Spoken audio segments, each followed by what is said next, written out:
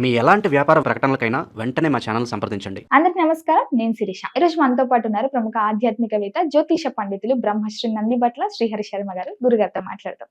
గురుగారు నమస్కారం అండి. వాగర్థావివ సంపృక్తౌ వాగర్థ ప్రతిపత్తయే జగతః పితరౌ వందే పార్వతీ పరమేశ్వరౌ.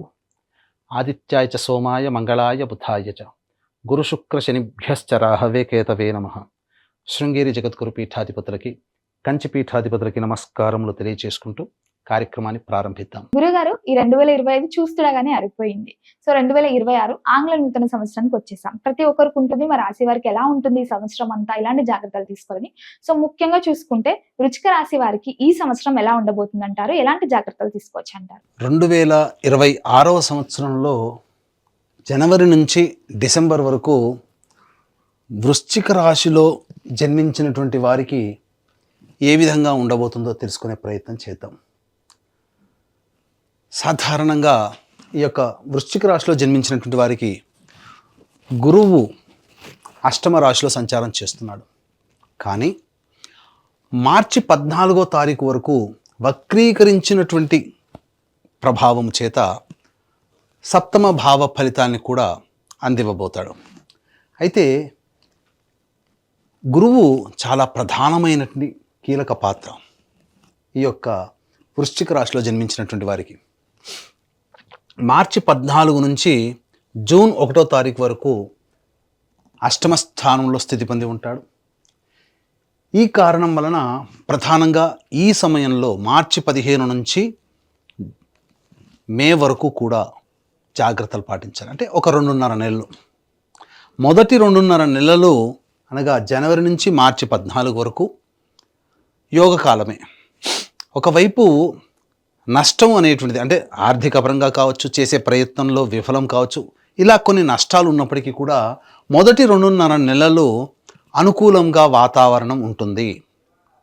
గుర్తుపెట్టుకోండి, దైవానుగ్రహాన్ని ఈ మొదటి 2 నెలల్లో వృశ్చిక రాశిలో జన్మించిన వాళ్ళు పొందే ప్రయత్నం చేయాలి. ఇక తదనంతరం మార్చి 15 నుంచి మే 31వ తారీఖు వరకు అష్టమ రాశిలో సంచారం చేస్తూ ఉన్నటువంటి కారణం చేత కొంత నష్టములు అనేటువంటి ఉంటాయి. మనది అనుకున్న వస్తువు మన దాటి వెళ్ళడం, అంటే ఆ వస్తువునంటే వ్యక్తులు కావచ్చు, లేదా గృహము కావచ్చు, వాహనము కావచ్చు, మనం జాగ్రత్తగా దాచుకున్న వస్తువు కావచ్చు, ఏదైనా ఈ వృశ్చిక రాశిలో జన్మించిన వాళ్ళు కోల్పోయే అవకాశం ఉంటుంది. మనది అనుకున్నది మన నుంచి దూరం అవుతుంది. కాబట్టి జాగ్రత్తలు పాటించండి. అప్రమత్తతతో ఈ మార్చి 15 నుంచి మే 31వ తారీఖు వరకు ఉండాలి. ఇక ఆ తదనంతరం జూన్ 1వ తారీఖు నుంచి, గుర్తుపెట్టుకోండి, జూన్ 1వ తారీఖు నుంచి డిసెంబర్ వరకు సంపూర్ణమైనటువంటి యోగాన్ని ఈ వృశ్చిక రాశి వారికి గురువు సంపూర్ణ మద్దతు తెలియజేస్తున్నాడు. అంటే మొదటి 5 నెలలు మాత్రమే సాధారణంగా ఉంటూ తర్వాత 7 నెలలు సంపూర్ణమైనటువంటి విజయ యాత్ర ఈ వృశ్చిక రాశి వారికి గురువు అనుకూలంగా ఇవ్వబోతున్నాడు.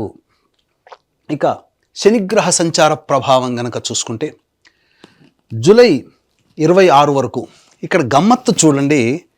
మనకు గ్రహాలు, ఒక గ్రహము యోగించే స్థితి ఉంటే ఇంకొక గ్రహము అవయోగించే స్థితి.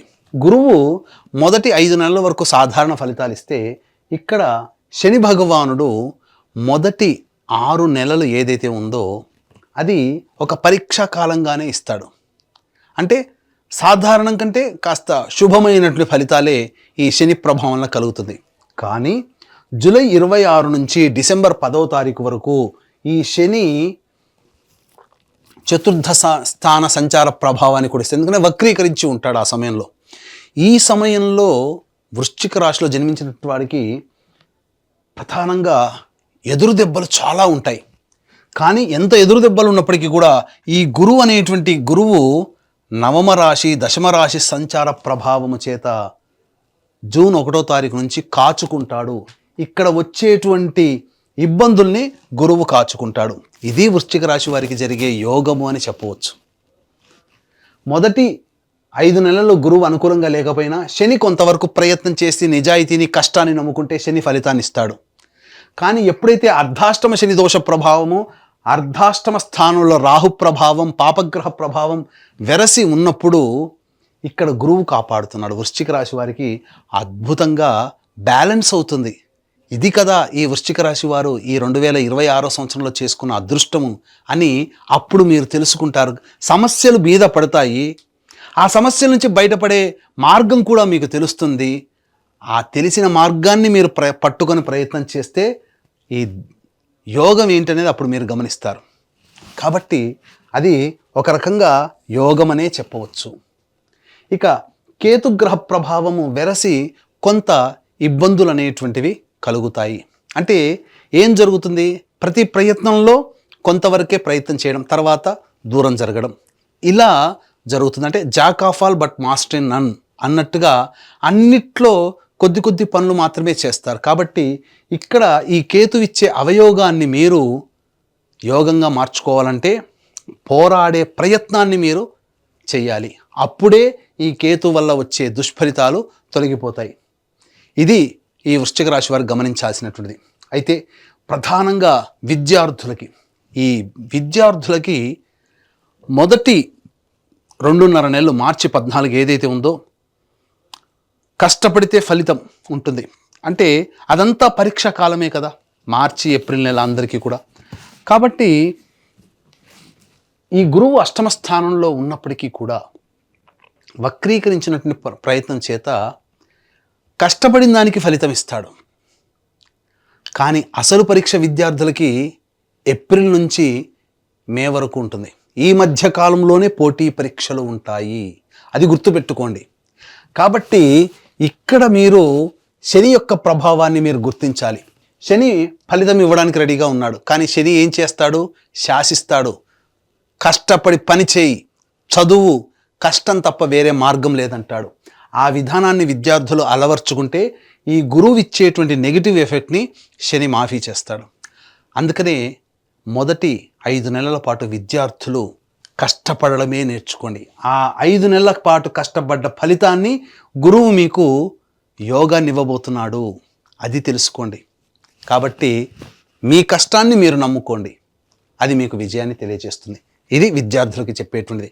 ఇక ఉద్యోగం గురించి అని అంటారా, ముందు తెలియచేసుకుందాం, ఎందుకంటే దానికి సవివరమైనటువంటి వివరణ ఇవ్వాల్సి వస్తుంది. కాబట్టి ఇక వివాహ ప్రయత్నాల్లో మీకు చూసుకున్నట్లయితే జూన్ 1వ తారీఖు నుంచి తర్వాత ఆ 7 నెలల్లో వివాహితులు అవుతారు. అవివాహితులకి వివాహము జరిగి తీరుతుంది, అందులో సందేహమే లేదు.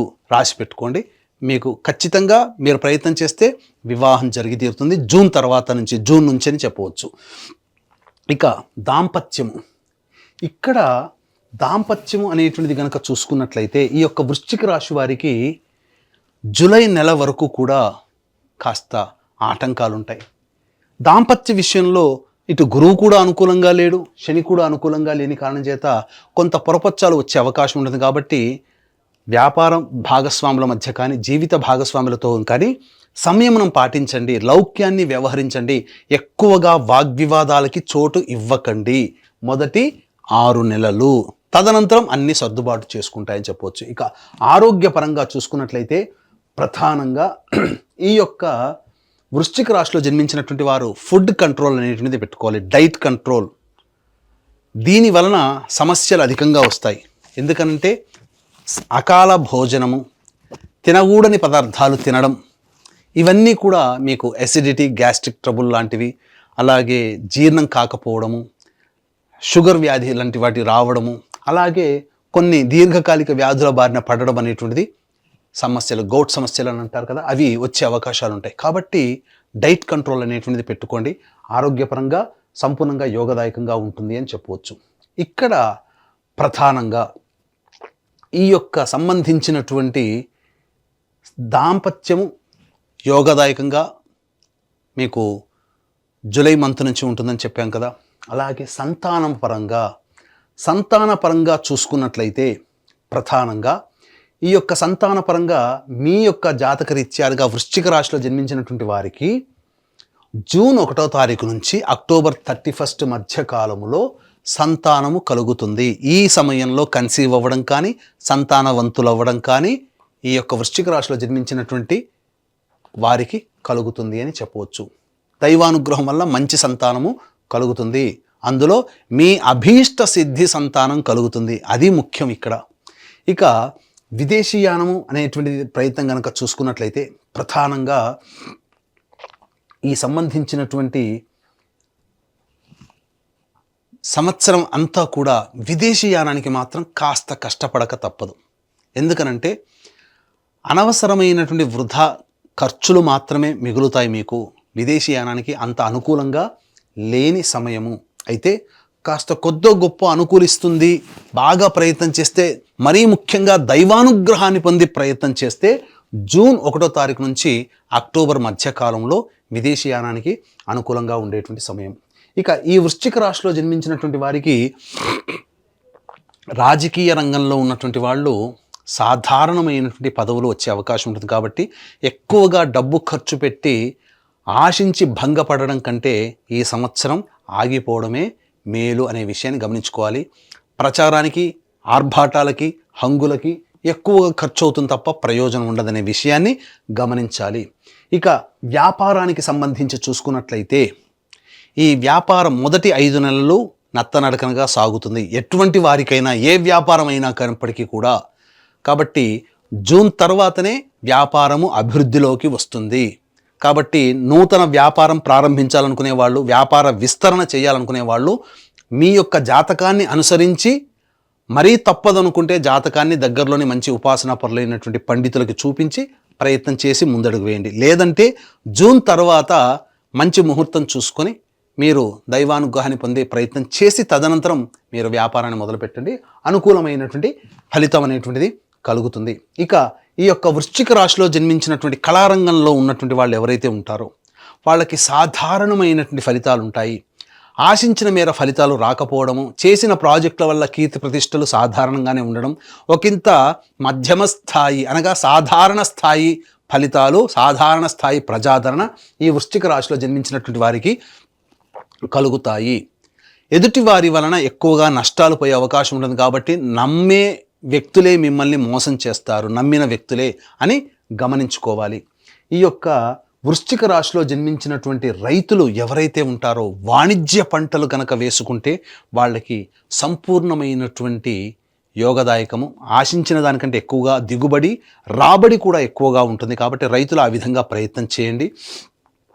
ఇక ఈ వృశ్చిక రాశిలో జన్మించినటువంటి స్త్రీలు ఎవరైతే ఉంటారో ఇప్పటి వరకు స్త్రీలని, ఈ వృశ్చిక రాశి స్త్రీలని ఇప్పటి వరకు మిమ్మల్ని గౌరవించిన వాళ్ళే ఈ సంవత్సరం ప్రథమార్థం అనగా మే, జూన్ వరకు కూడా దూరం పెడతారు. అంతరం పెరుగుతుంది. కుటుంబ సభ్యులు మీ మాటకి విలువ ఇవ్వడం తగ్గిస్తారు. తద్వారా ఒకంత అసహనానికి గురయ్యే అవకాశం ఉంటుంది. నమ్మిన వాళ్ళే మోసం చేస్తారు. డబ్బులు మాత్రం ఎవరికి కూడా పొరపాటున కూడా అప్పుగా ఇవ్వకండి, అది మీ చేతికి తిరిగి రాదు అనే విషయాన్ని గమనించుకొని ఇవ్వండి ఇస్తే గనక. ఇక అవివాహితులకి వివాహం జరుగుతుంది, సంతానవంతులు అవుతారు, అన్ని విధాలుగా బాగుంటుంది. మీ కష్టాన్ని మీరు నమ్ముకోండి, అన్ని విధాలుగా మీకు మంచి చేస్తుంది. అంతే తప్ప మీరు అత్యాశకు పోయారంటే నిండా మునిగిపోతారు ఈ రాశిలో జన్మించిన స్త్రీలు అనేటువంటి విషయాన్ని గమనించుకోవాలి. ఇక ఉద్యోగస్తులకి అయితే సాధారణమైనటువంటి ఫలితాలే ఉంటాయి. వ్యాపార రంగంలో ఉన్నటువంటి వాళ్ళు పెట్టుబడిలో పెట్టకపోవడమే చాలా మంచిది. ఉన్న వ్యాపారాన్నే మీరు కొనసాగితే ఈ వృశ్చిక రాశి స్త్రీలు మంచి ఫలితాలు పొందుతారు అని చెప్పవచ్చు.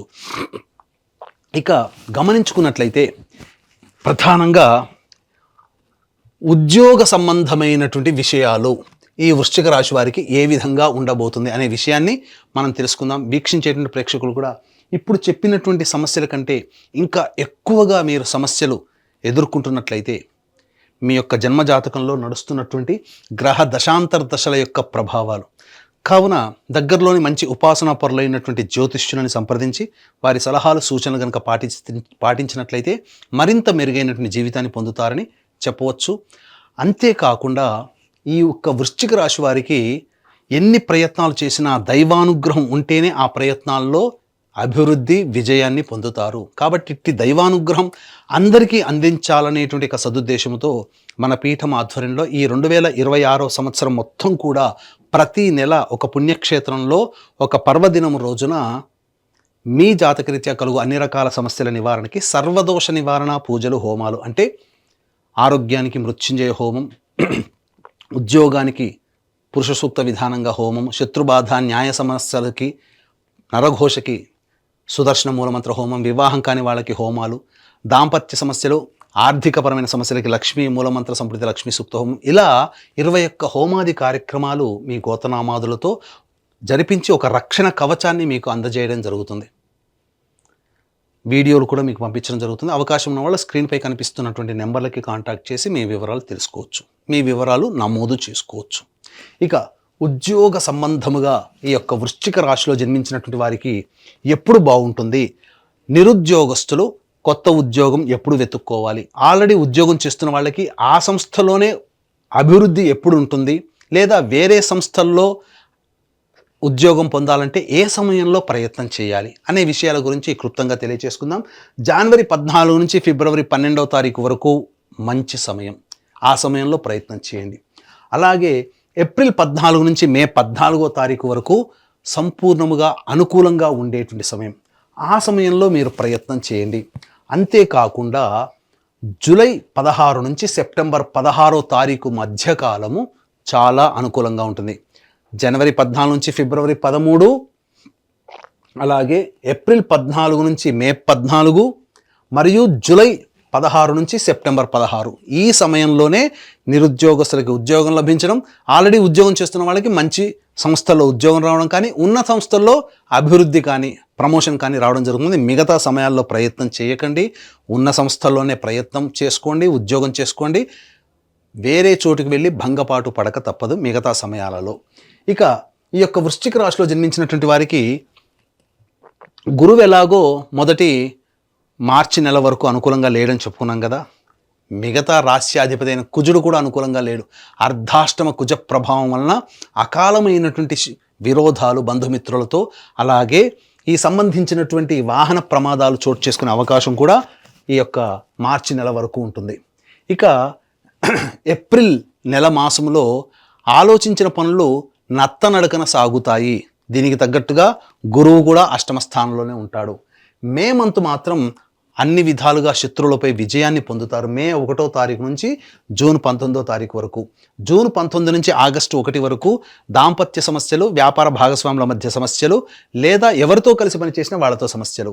ఈ ఆగస్టు 2 నుంచి సెప్టెంబర్ 17వ తారీఖు మధ్యకాలం మాత్రం అనారోగ్య సూచనలు, వైద్యుని సంప్రదించడం, శస్త్రచికిత్సలు జరుగుతుంది. ఇక సెప్టెంబర్ 18వ తారీఖు నుంచి నవంబర్ 11వ తారీఖు వరకు న్యాయపరమైనటువంటి సంబంధాలు, ఇబ్బందులు ఎదుర్కోక తప్పదు.